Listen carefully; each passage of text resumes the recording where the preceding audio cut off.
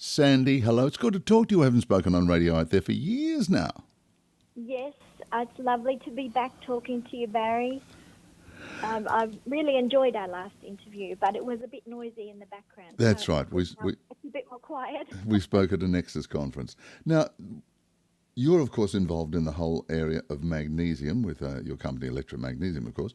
And the importance of magnesium. Now, we've talked about this before, but I've got so many new people listening to the program, and I don't think we can emphasise the importance enough of magnesium or magnesium deficiency, do you? No, it's very under the radar, unfortunately. But there's over 100 years of magnesium research out there showing that magnesium is actually the number one master mineral. And because of its role in electrical energy production in the mitochondria, so they have to have magnesium to make ATPs, that's adenosine triphosphate. These are our little batteries, our little cellular batteries that supply electrical energy. Without the magnesium, we can't produce that energy. So that tends to lead to a downward cascade and eventually leads into disease because everything hangs off electrical energy. So if you can't plug in, doesn't matter if you've got the right software or the right computer screen or mouse or your equipment, your hardware, doesn't matter. If you haven't got the juice to plug into, it ain't going to work. Yeah. And so magnesium is really important. The keystone that holds everything together is the magnesium. And yet it is the one thing we tend to lose a lot of under stress.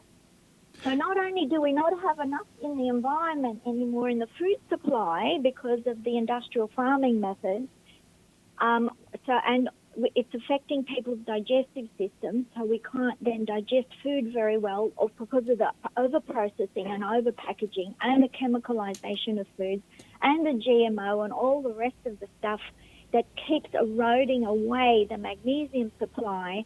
It's certainly, people are getting very undersupplied with magnesium, especially in the last 50 years. It's probably dropped by more than 50%. The access to magnesium from foods that we used to have. Yeah. So what are the main symptoms, I guess, of deficiency in magnesium? How does it play out in the body? So you will notice deficiencies.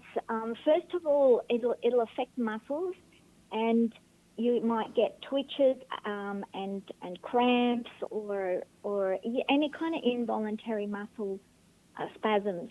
And this is because when magnesium drops in the body, the membrane of the cells, so a lot of magnesium is occupied by holding the charge of the membrane of the cell together. The cell membrane is made up of two layers of fat held together by magnesium ions, and the magnesium ions control how the calcium channels open and close. So when you have a fight or flight response, the calcium shoots into the calcium channels and the magnesium moves out, and so magnesium and water moves out and the calcium moves in, has a slightly dehydrating effect, like it pushes the water out, which allows everything to squeeze together. So your calcium is the squeezer, is the hardener. It's the thing that helps the muscles push together for that push. So when you're in fight or flight, you're producing the adrenaline and the cortisol, your stress hormones that pushes the calcium into the cells, that squeezes everything together, and we can run away or we can fight or we can do the exercise or, whatever the action that we need. So calcium gives us the action potential. But then when you need to relax, because you can't stay that way, you have to go back into a relaxation phase because that's rest and recovery. It's only in rest and recovery that your cells repair themselves, that your body detoxes, that you can do digestion of food. You can't do it while you're stressed. You have to go into, so when you're in the fight or flight, that's called the sympathetic mode, and then you move back into the parasympathetic mode, which is when the body is relaxed and calm, and then you can digest food and you can make new cells. And during your sleep time, for instance, if you have a nice, good, deep sleep, your body is renewing itself, it's building new cells, it's cleaning stuff out. All of that stuff happens when we don't have the stress hormones flowing through us.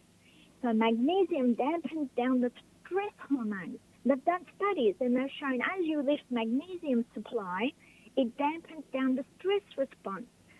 And then the magnesium moves in and kicks the calcium out, and the magnesium brings the water and the flexibility back into the cell. And it can be flexible and open and close like it needs to. So cells need to have magnesium and water in there so they can flush better, so they can eliminate toxins and waste and also bring in more nutrients, more glucose. You know, the insulin brings the glucose into the cell. Everything relies on those membrane channels being functional, and the functionality of the membrane relies on magnesium to control the calcium. So when we're deprived of magnesium, not only can we have muscle problems, but also eventually the pH of the cell drops and we get more calcification. So the next stage is when calcium moves in and hardens things and makes things crunchy, like your soft tissue, which should be flexible and spongy, becomes gristly, hard. You can get knots in your muscles. That's a sign of calcium deposit, is a direct sign of having had magnesium deficiency. And so it really ages us faster. When we don't get enough magnesium, we age prematurely. We get old and hard and crunchy faster. Oh, right. Okay, so that's a good one for old age. If you're feeling crunchy, have a look at your magnesium. Because so arthritis and inflammatory diseases. So magnesium is naturally anti-inflammatory. And that's because magnesium strengthens the immune system so you don't get such intensive responses. So now we have like a COVID crisis and a big focus on people's health and resistance to viral infections. Guess what? Magnesium is one of the most important things your body uses to boost and strengthen the immune system. And this has been known for more than 100 years. In fact, in the First World War, the French, when they ran out of medications, all they had left was magnesium chloride salt.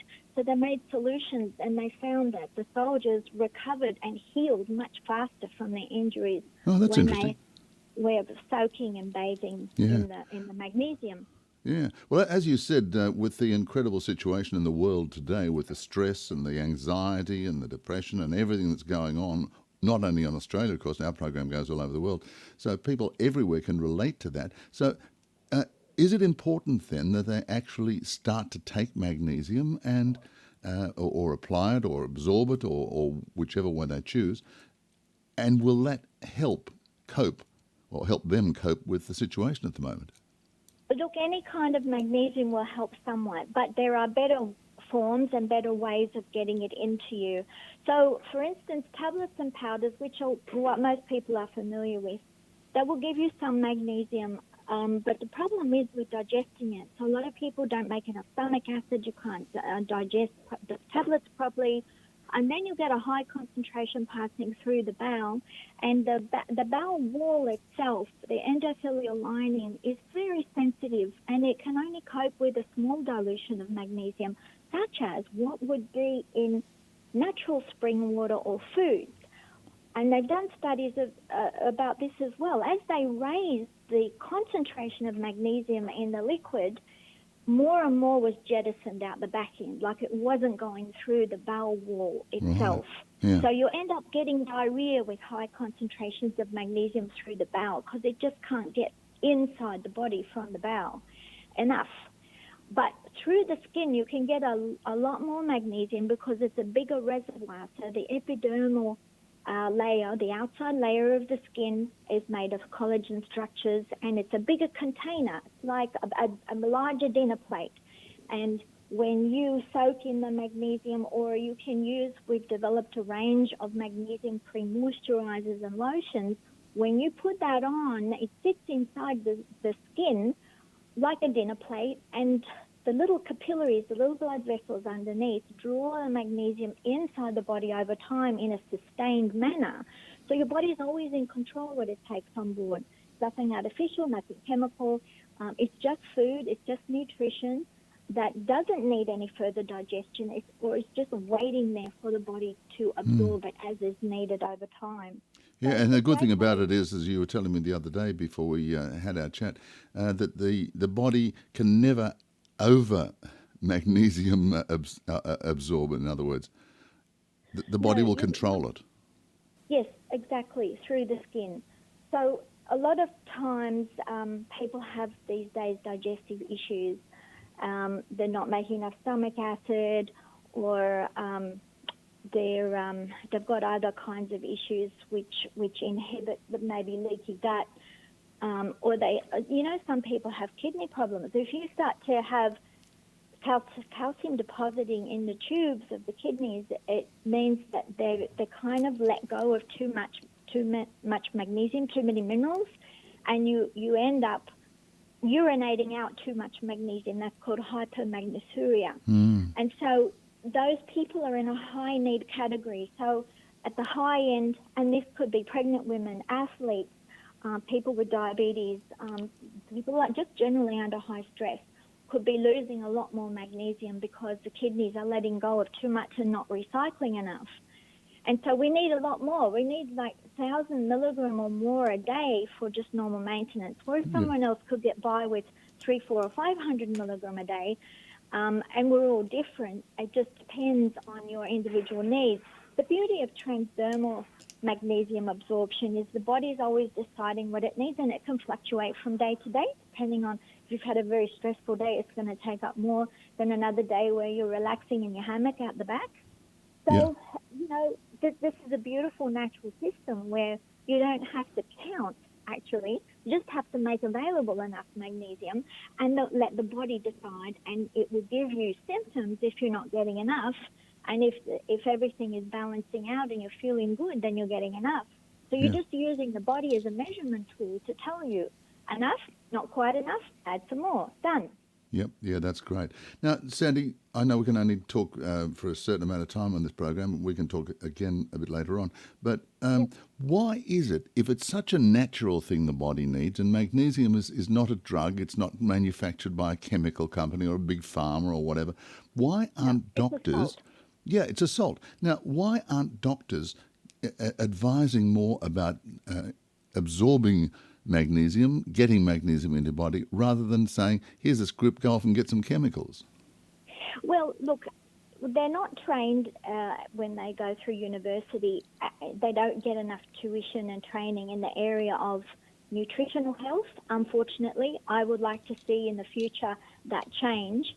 And then we have integrative doctors that do extra courses outside, which gives them a little bit more ammunition in the area of nutritional health, and they're the integrative doctors. So they're actually really good. They have a very comprehensive understanding of how the cells work, and will incorporate lifestyle changes. And then you only need medications in serious, very critical situations. So there really should just be a last resort when you rely on artificial medications. We really need to look at our food as our medicine, going back to Hippocrates. And so if you understand the basics and the fundamentals of drinking enough water, making sure it's clean water, eating good, clean, fresh foods, organic where possible, definitely avoid GMO, and anything chemicalized, anything with artificial colors, flavorings, start to really be mindful of your body, treat it like a temple. How can I put good stuff into my little cellular factories, because they need to produce energy for me. They need to build new cells. I need to give them good materials so they can do that job properly. And I need to have a good waste removal system. Well, magnesium helps provide the power, the electrical power for all of those functions to happen properly. Yeah. And that's why stress is a killer, because stress robs you of magnesium, so do heavy metals and chemicals. So the more of that you're exposed to, the less the magnesium, the lower your energy level. Yeah. You get fatigued and lots of things go wrong. You Yeah. start to move into a disease state because the little factories just can't get enough energy to perform what they need to do. Yeah, fair enough. Well, Sandy, you've summarised that extremely well, and thank you so much for that. And I think that if people get onto your website and have a look, they can find out more about magnesium. They can find out about, your products as well, but just how they can alleviate some of these situations that are around at the moment. Sandy, it's lovely to talk to you again. Oh, thank you very much for having me. See you next time.